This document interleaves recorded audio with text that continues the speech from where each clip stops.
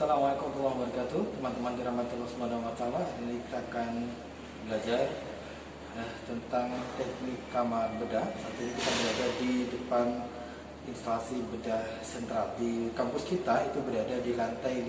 Teman-teman bisa datang ke sini di gedung B lantai 5. Sudah ada tulisan di sini, instalasi bedah sentral atau kadang-kadang atau juga disebut dengan ruang operasi.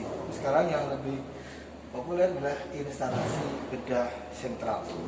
Baik, ada 3 ruangan yang ada dalam instalasi bedah sentral atau dalam ruang operasi. Adalah satu ruang tidak steril, ruang semi steril, dan ruang steril.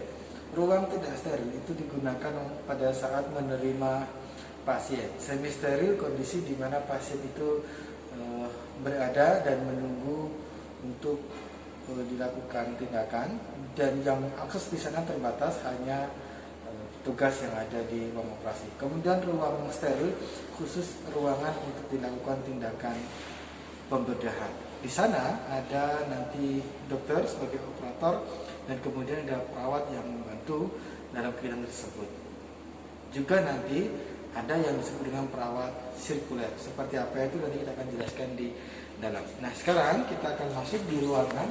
Ini adalah ruangan penerima. Jadi semua pasien yang akan dilakukan operasi itu diterima di sini, dan perawat yang berada di bangsal atau yang mengantarkan pasien itu hanya sampai di bagian ini saja. Dan sebagai gambaran dibatasi dengan warna kuning ini. Jadi kita petugas di keperawatan di ruang operasi hanya menerima pasien, dan orang lain boleh masuk hanya sampai di posisi ini sebagai perawat. Kalau yang lainnya keluarga tentu belum diizinkan, tidak diizinkan kecuali ada hal-hal yang memang perlu untuk masuk. Itu pun juga dibatasi ruangannya. Nah, di sini kita akan menerima pasien, namanya timbang terima pasien. Artinya perawat yang di bangsal tadi menyerahkan kepada petugas di ruang operasi untuk melakukan laporan bahwa pasien ini akan dilakukan tindakan. Tentunya mulai dari tahap orientasi, artinya diklarifikasi, identifikasi benarkah pasiennya, jadwalnya, kemudian jenis operasi tindakannya di mana, apakah alat pendukung seperti radiologi, pemeriksaan penunjang, darah semua sudah lengkap atau belum. Kalau sudah clear semuanya, maka pasien dipindahkan ke bagian ini untuk menunggu tindakan berikutnya, itu di operasi. Nah, petugas yang mengantarkan tadi, perawat yang mengantarkan tadi hanya sampai di sini. Setelah selesai dan diterima oleh tugas ruang operasi, kemudian kembali lagi ke tindakan ke ruang bangsal. Nah, sekarang menjadi tanggung jawab penuh petugas yang ada di ruang operasi. Nah, sekarang ketika semua petugas yang masuk dalam ruang operasi itu harus memakai baju yang seperti saya kenakan seperti ini. Dan sampai di ruang operasi itu nanti kita sediakan ruang ganti ya. Ini ruang ganti perawat. Jadi nanti sudah kita siapkan ruangan khusus untuk melakukan pergantian pakaian, dan selanjutnya memakai sandal yang sudah ada yang kita siapkan di sini. Jadi semua menggunakan sandal ini. Catatan penting, jadi setiap mahasiswa atau setiap petugas itu harus mengganti pakaian seperti ini. Jadi pakaian saudara yang dibawa dari rumah, pakai dari rumah itu segera digantikan. Nanti ada ruang untuk laki-laki dan perempuan dipisahkan. Nah, kalau kita mau melakukan tindakan operasi, ada 3 teknik yang bisa kita lakukan. Satu adalah scrubbing, itu melakukan cuci tangan, tidak hanya dengan menggunakan 5-6 langkah, tapi masih ada tambahan lagi. Yang kedua adalah gowning, jadi kita memakai gaun untuk tindakan operasi. Yang ketiga adalah gloving, memakai handscoon, itu steril. Gelang, jam tangan, cincin, mohon semua tidak dibawa di ruang tindakan keperawatan atau di ruang operasi. Nah, langkah pertama adalah scrubbing. Jadi kita menuju ke tempat cuci tangan. Nah, teman-teman, ini adalah ruangan untuk mencuci tangan. Dan kita sudah sediakan di sini prosedur cuci tangan steril ya, sudah ada keterangan yang di sini sudah kita siapkan sebenarnya. Kemudian sampai dari awal sampai akhir ini teman-teman bisa melihat. Nah, sebenarnya settingan dalam cuci tangan dan Kokra itu tidak menggunakan keran yang seperti ini. Jadi kalau kita menggunakan keran seperti ini akan kotor tangan kita. Jadi nanti ada alat otomatis sensor. Jadi ketika tangan kita mendekat itu sudah keluar airnya. Ketika menjauh itu akan berhenti sendiri. Atau yang kedua, di bawah ini itu ada pijakan untuk menghidupkan dan mematikan air. Termasuk sabun ya. Tapi kalau hari ini sabun saya kira bisa kita menggunakan, sabun sudah kita siapkan. Nah, karena settingan kerannya seperti ini, maka anggap saja itu sudah menggunakan sensor atau saya tekan di menggunakan kaki. Jadi ketika saya membuka ini itu sebenarnya anggap sudah otomatis. Jadi saya tidak boleh memegang sebenarnya. Yang kita siapkan adalah alat untuk membersihkan kuku, kemudian ini kapas, busa, dan sikat nanti kita gunakan, dan juga sabun. Nah, langkah pertama adalah kita hidupkan dengan sensor. Tangan dekatan ini sudah nyala, anggap sudah berjalan nyala. Kemudian kita basahi air sampai dengan bagian siku, mulai dari kanan ini juga sama, kita bersihkan. Oke. Ya. Kemudian kita ambil basah atau yang lainnya, kemudian kita basahi, kita bersihkan betul, atau kita bersihkan kuku. Kita bersihkan kuku dulu semuanya sampai dengan bersih ya.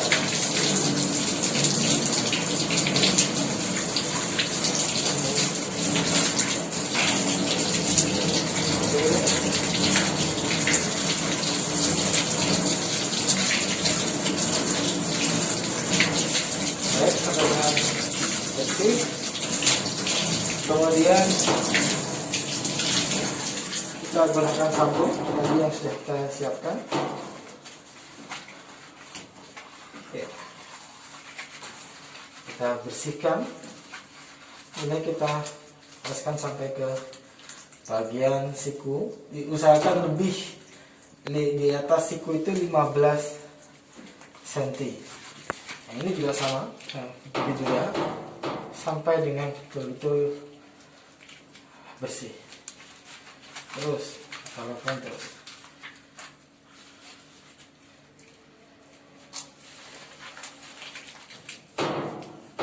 Oke. Ini kita siram, kita ada sensor di sini, kita siram.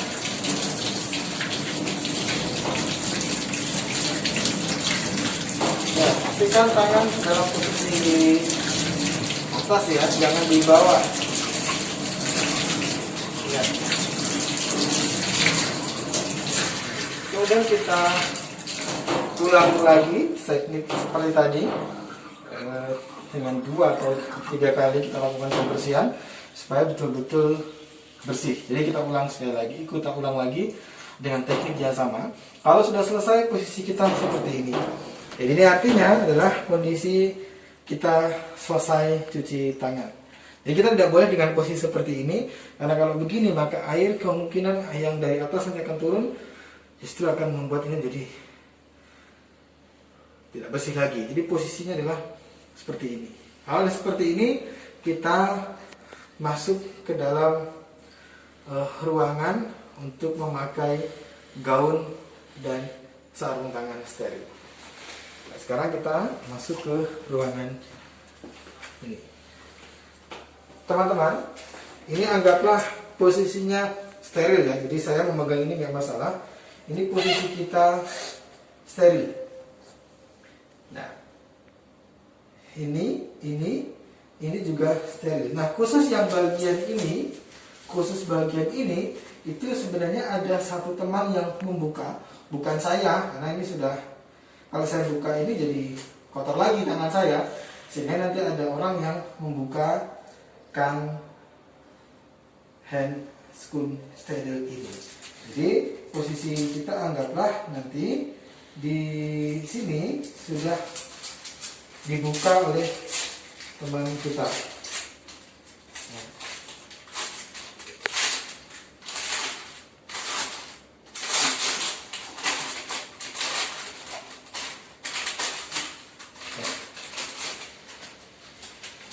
Masukkan di tempat sampah sebenarnya. Saya ulang, berarti ini posisi kita adalah bersih, ya. Kemudian kita membersihkan menggunakan handuk. Nah, ini posisi seperti ini, jadi kita pegang untuk dibuat dengan model segitiga seperti ini. Ini gunanya untuk membersihkan tangan kita yang tadi basah.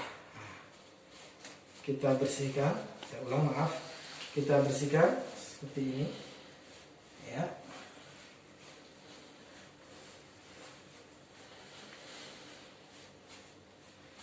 Kembali ke sini, kita bersihkan, ya.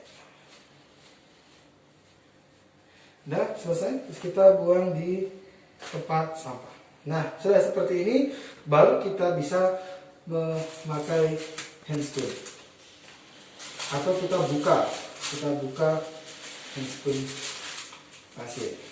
Jadi dalam posisi seperti ini, kemudian kita menggunakan gaun. Nah, posisi kita memakai gaun adalah tangan kita masukkan di sini, posisikan nanti tidak menyentuh bagian-bagian yang lainnya.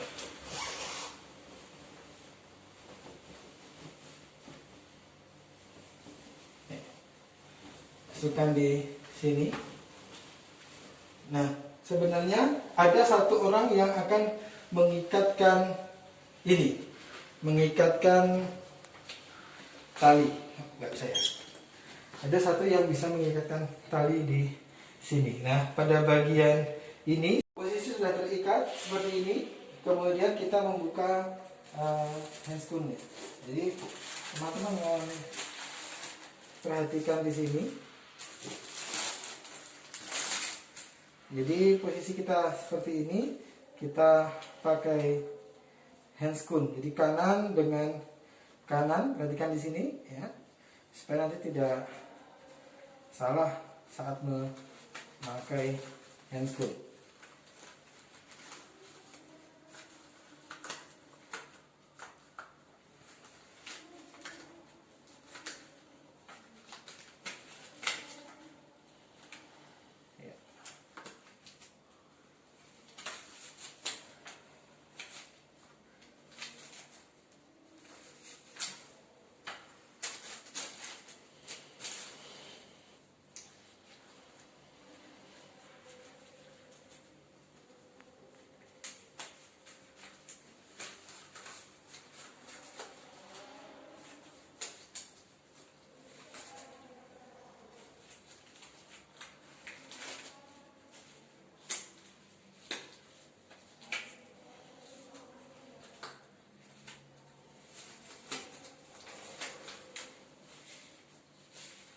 Nah, proses gloving sudah selesai. Dan kita tinggal melakukan satu teknik lagi untuk gloving belum selesai. Teman-teman, di sini ada dua tali ya. Ini yang digunakan untuk mengikatkan baju ini ke sini. Nah, kalau yang sekarang itu di bagian ini ada kertas. Kertas nanti yang kita berikan kepada teman kita tadi yang membantu untuk memutarkan ke sini. Tapi karena tidak ada talinya supaya tetap steril, maka kita letakkan ini di sini. Kemudian kita putarkan. Kemudian kita berikan ke tugasnya, kan? Nah, kemudian ditarik, nah, tarik. Nah, dan kemudian diikatkan di bagian sini. Nah, posisinya itu berada di sebelah kanan, di pas bagian McBurney. Jadi dengan posisi seperti ini.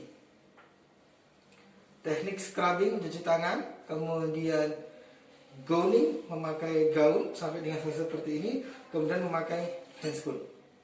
Jadi gloving, scrubbing, gowning, gloving selesai. Ya, kalau sudah seperti ini, kita tidak boleh lagi menyentuh barang-barang atau benda-benda yang tidak steril. Kemudian kita masuk ke ruang operasi. Jadi nanti di sini adalah tindakan operasi. Nah, inilah masuk dalam area steril. Jadi tidak ada orang yang boleh masuk kecuali petugas operasi ini. Di ruangan ini ada dokter, ada perawat yang membantu dalam tindakan pembedahan, ada tambahan satu lagi perawat sirkuler. Perawat sirkuler itu perawat yang membantu rangkaian operasi ketika ada beberapa alat yang masih dibutuhkan. Jadi bertugas menyiapkan semua peralatan operasinya. Jadi kalau ada yang kurang tangan minta kasar, nanti akan langsung diambilkan atau alat yang lainnya. Nah, kemudian ini adalah gambaran dari tindakan operasi. Meja operasi seperti ini. Ini adalah hanya satu bed ya. Kalau nanti banyak bednya tentunya nanti akan baris. Tapi ini peruangan, tidak baris seperti tempat tidur kita atau yang umum, tapi tetap nanti di setiap tempat tidur itu ada ruangan khususnya. Nah, ini adalah lampunya untuk memberikan penerangan. Jadi kita bisa melihat. Nah, ini adalah ketika kita mengarahkan di bagian mana dilakukan pembedahan misalnya. Juga kita arahkan. Terus sampai dengan kegiatan, nah nanti operator dokter berada di sini, kemudian perawat ada di sebelah sana untuk membantu. Sirkuler ada di sebelah sana untuk mengaturnya. Ini tarik sana. Nah, ini sebenarnya harusnya tidak. Ini digunakan untuk beberapa alat yang kita butuhkan. Nah, kalau seperti ini tindakan operasi berjalan dengan baik. Kemudian kita pindahkan pasien ke recovery room atau yang disebut dengan RR ya. RR itu recovery room atau ruang rawat pemulihan. Jadi memantau pasien pasca operasi, tanda-tanda vitalnya seperti apa. Kalau semakin membaik, alhamdulillah kita bisa pindahkan pasien ke ruang bangsal untuk dilakukan perawatan seperti biasa. Tapi kalau belum, kita pantau kondisi pasiennya. Nah, ruang RR itu posisinya seperti ini. Jadi kita lakukan pemantauan pasien mulai dari tekanan darahnya, respirasi rate-nya, suhu tubuhnya, kemudian nadinya. Kalau dalam semua kondisi stabil, pasien juga sudah sadarkan diri, sudah bisa diajak berbicara, baru kita panggil perawat bangsal untuk memindahkan pasien dan membawanya kembali ke ruang perawatan. Jadi otomatis tugas kita sebagai perawat adalah satu, membantu tindakan operasi di sana tadi, juga memantau recovery, membantu kondisi pasien pasca operasi. Termasuk nanti mencatat asuhan keperawatan yang ada di rekam medik. Dan tentu menggunakan semua kaidah-kaidah yang ada, seperti harus memakai baju OK yang seperti contohkan tadi. Nah, kalau sudah seperti ini, maka pasien nanti kita panggil dan nanti memanggilnya atau mengambilnya pasien itu berada di ruangan ini atau di pintu lain ya. Jadi tidak boleh di pintu yang sana tadi, itu harus masuk dan ini keluar sehingga alurnya berputar seperti ini. Nah, ini adalah area yang khusus untuk mengambil pasien. Dan Perawat yang mengambil pun juga tidak boleh masuk ke sana, hanya cukup di bagian ini saja kita aparkan. Mudah-mudahan bisa diterima dengan baik. Sekarang kita pindahkan. Nah, di sini sebenarnya nanti ada juga ruang, kali ini kita tambahkan ya, ada ruang sterilisasi di sini ya. Nah, ini alat-alat yang kita gunakan kita sterilkan di sini. Meskipun nanti ada ruang khusus ya, dipisahkan sebenarnya, tapi ini memberikan gambaran bahwa alat-alat yang kita gunakan tadi itu kita sterilkan dan kita gunakan untuk tindakan yang lain lagi. Teman-teman, nanti setelah selesai, mari kita tunjukkan apa yang ada di ruangan depan.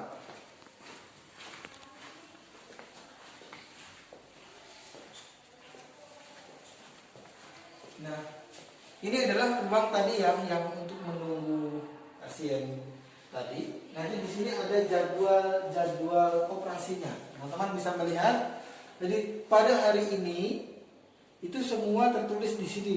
Siapa saja yang akan dioperasi, usianya berapa, di bangsal mana, jenis operasi, diagnosis mediknya apa, operasinya apa, semua sudah tertuliskan di sini. Sehingga nanti jelas, oh hari ini siapanya itu sudah terlihat. Jadi mudah dalam pemantauannya. Nah, kemudian juga wajib kita mengajarkan pasien ketika mau operasi.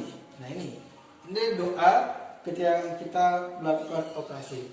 Jadi pada saat di awal tadi ketika menerima pasien atau pasien berada di ruang operasi tadi, maka ibu mari kita akan melakukan operasi dan mari kita berdoa. Doanya ini, hasbunallah wa ni'mal wakil, 'ala Allah tawakkalna.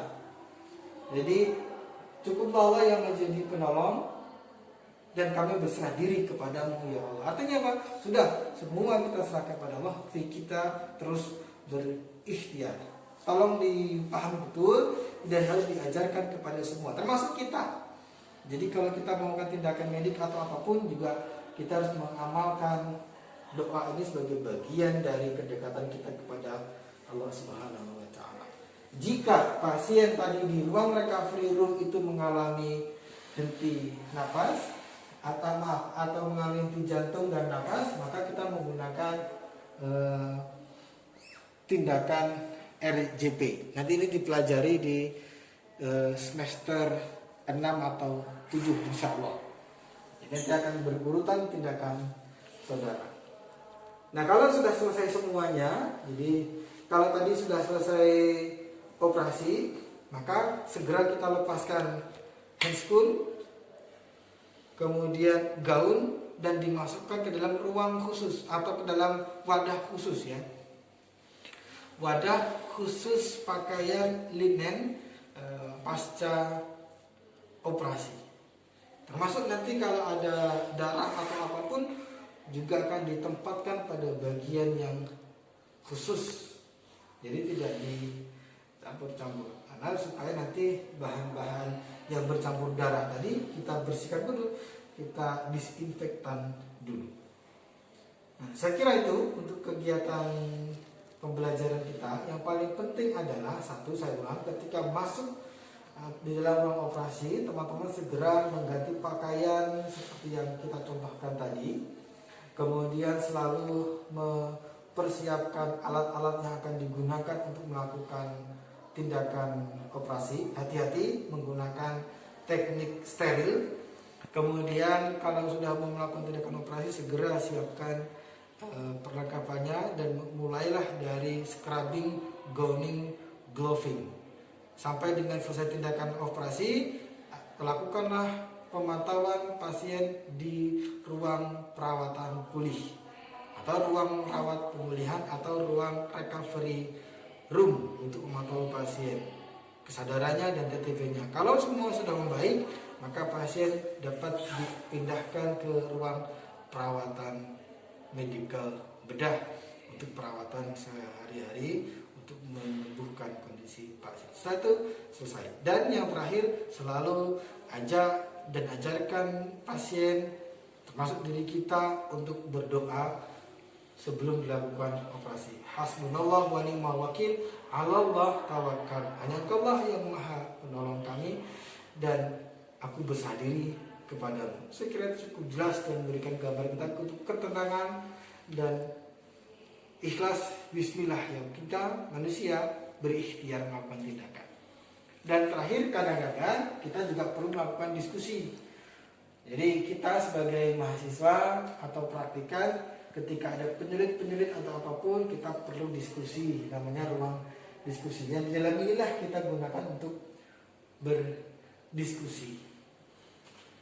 Mudah-mudahan bermanfaat dan kita bisa berjumpa lagi secara offline dan kita bisa melihat langsung bagaimana kondisi miniatur ruang operasi. Kalau nanti asli teman-teman di ruang operasi, nanti akan melihat satu ruangan khusus isinya alat-alat, instrumen-instrumen yang akan digunakan. Di sini kita belum sediakan. Kita sentralnya masih di lantai 3 administrasi. Sebenarnya di ruang operasi ini ada. Yang kedua, suhunya sangat dingin, ya, tidak panas. Bahkan yang belum terbiasa pun kadang-kadang merasa kedinginan dan menggigil. Tapi nanti terbiasa akan biasa saja. Demikian teman-teman, gambaran teknik kamar bedah dan sekilas kondisi di ruang operasi. Mudah-mudahan memberikan manfaat dan menjadi ibadah untuk kita bersama. Bila nanti teman-teman ada yang mau diskusikan, silakan dapat kontak ke saya. Kita berjumpa lagi di kesempatan lain. Saya akhiri, subhanakallahumma wa bihamdika asyhadu an la ilaha illa anta astaghfiruka wa atubu ilaik. Assalamualaikum warahmatullahi wabarakatuh.